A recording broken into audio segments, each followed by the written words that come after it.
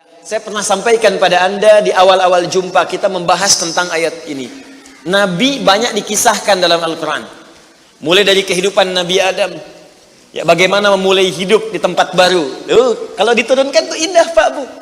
Anda baru berumah tangga atau baru pindah komplek, pindah daerah. Bagaimana memulai hidup di tempat itu? Bukankah diturunkan kisah Nabi Adam dalam membina awal rumah tangga di situ? Ya, kemudian memanage keluarganya. Kalau ada perselisihan bagaimana diselesaikannya? Kalau ada kekurangan bagaimana melengkapinya? Mulai kemudian ke masa Nabi Nuh alaihissalam, yang satu taat, yang lainnya kemudian mulai menyimpang, bagaimana mendakwahi mereka? Ada.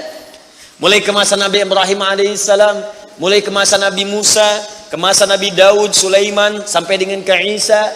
Kemudian diselingi dengan kisah Nabi Ayub alaihissalam ketika merasakan sakit. Disempurnakan dengan kisahnya Nabi Yunus alaihissalam ketika dijahili di lingkungan pekerjaan. Kemudian juga ditambahkan dengan kisah Nabi Zakaria ketika berumah tangga belum dapat keturunan. Ada semua kan? Siapa yang nggak pernah sakit di sini? Pasti sakit. Bukankah ada yang sudah berkeluarga belum ada keturunan? Pasti ada. Bukankah ada orang yang kemudian berbisnis ada banyak saingan yang kadang melukai? Pasti ada. Makanya diturunkan role modelnya untuk kita ikuti. Dari mulai bacaan zikirnya, doa-doanya, cara menyikapinya, sampai juga diberikan oleh Allah jalan untuk menyelesaikannya. Ada. Dan yang paling indah, semua aktivitas nabi-nabi itu semuanya dikumpulkan oleh Allah, kepribadiannya, keteladanannya pada satu orang nabi saja, Nabi Muhammad sallallahu alaihi wasallam. Makanya beliau sempurna. Turun langsung Quran surah keempat di surah yang sama, ayat 163. Ya, inna auhayna ilaika kama auhayna ila nuhin wan nabiyina min ba'di. Muhammad SAW, kami telah berikan wahyu kepadamu. Yang wahyu ini telah kami berikan kepada Nabi Nuh, Rasul pertama yang bertugas di bumi. Wan nabiyina min ba'di, dan semua nabi setelahnya. Jadi wahyu yang diberikan pada Nabi Nuh alaihissalam itu sama dengan yang diberikan pada Nabi Muhammad. Cuman perbedaannya ini yang paling menarik. Wahyu yang diberikan pada Nabi Muhammad adalah kumpulan dari semua wahyu yang pernah disampaikan pada Nabi Nuh dan nabi-nabi setelahnya. Mengumpul satu pada contoh ajaran bimbingan Nabi Muhammad SAW. Makanya silahkan Anda cek. Nabi Ayub sakit, bukankah Nabi Muhammad juga sakit? Dan saat sakit Nabi mengajarkan doa. Bahkan kata Nabi, kalau ini dibacakan dosa diampuni. Ya, ada seorang Nabi yang pedagang, pekerja, bukankah Nabi juga pernah berdagang? Ya kan? Ada Nabi Ibrahim pernah dilempari, diusir, bukankah Nabi Muhammad dilempari di Taif dan diusir dari Mekah? Ada semua. Nabi Musa menghadapi Fir'aun, bukankah Nabi Muhammad menghadapi Fir'aun di masanya? Abu Jahal, ya?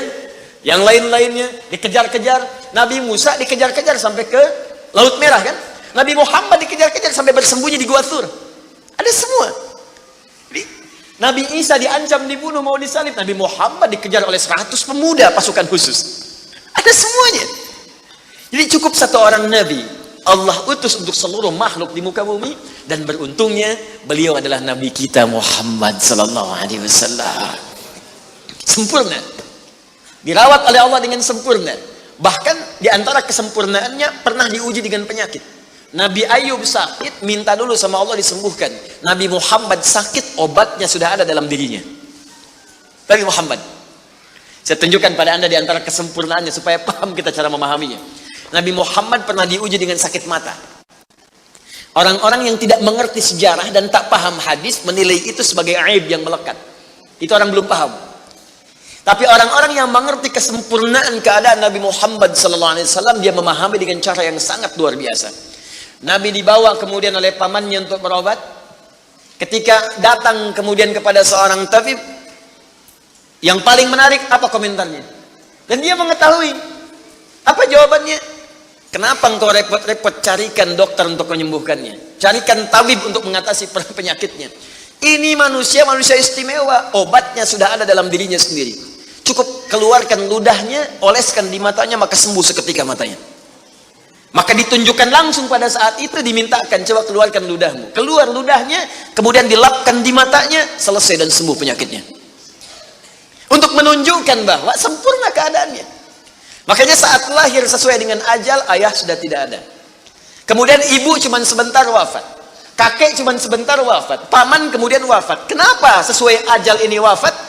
Salah satu hikmahnya kata para ahli sejarah, supaya Nabi Muhammad SAW disampaikan pesan indahnya bahwa beliau hanya akan langsung dirawat oleh Allah Subhanahu wa Ta'ala dan tidak tergantung dengan makhluk.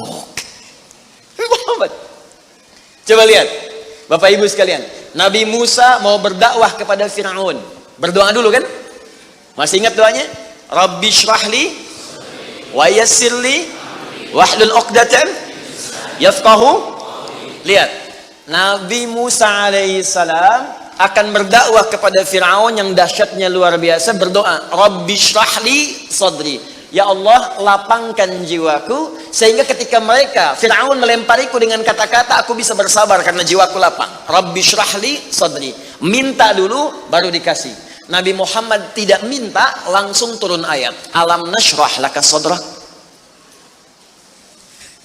Nabi Musa minta, Rabbi syrahli sadri. Ya Allah, mohon lapangkan hatiku. Nabi Muhammad gak minta, turun ayat. Alam nashrah laka sadrak. Bukankah sebelum engkau minta, aku sudah lapangkan hatimu? Makanya Nabi Musa dimarahi Fir'aun, bisa sabar. Nabi Muhammad dilempari dengan batu, bukan kata-kata lagi, lebih sabar.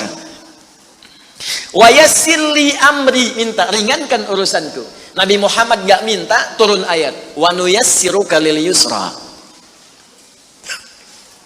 Nabi Isa, mukjizatnya banyak. Di tangannya oles, sembuh. Masya Allah. Banyak sekali. Penyakit semuanya sembuh. Dengan izin Allah, hidup yang mati. Tepuk, mati. Tapi berapa yang yakin dengan kenabian beliau, lantas memutuskan untuk beriman kepada Allah Subhanahu wa Ta'ala? Nabi Muhammad, Allahu Akbar, cuman kalimatnya turun, Toha, yang paling keras sekalipun langsung masuk Islam. Dan itu kalimat bukan diucapkan oleh Nabi pada saat itu, cuman diajarkan kepada sahabatnya terbatas. Saudarinya Umar mengucapkan, terdengar Toha, masuk Islam. Nabi Isa udah usap-usap, udah bangunin orang dari kubur dengan izin Allah, nggak beriman juga sebagian besarnya. Nabi Muhammad SAW. Maka dari itu keluarkan tuntunan modelnya. Saya ingin, kenapa saya ungkap sedikit ini? Jangan-jangan kita bahas panjang-panjang, ini belum kita keluarkan.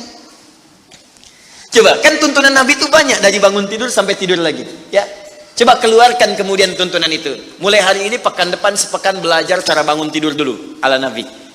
Besoknya nanti cara makan. Besoknya cara berjalan. Nanti keluarkan bab rumah tangga, bab pekerjaan, bab pemerintahan, bab sakit, bab mengobati, ada semuanya. Cari bukunya Imam Al-Bukhari ya, yang Sahih Al-Bukhari itu. Di situ terkumpul 97 bab. Tinggal kita mau memulai dari yang mana.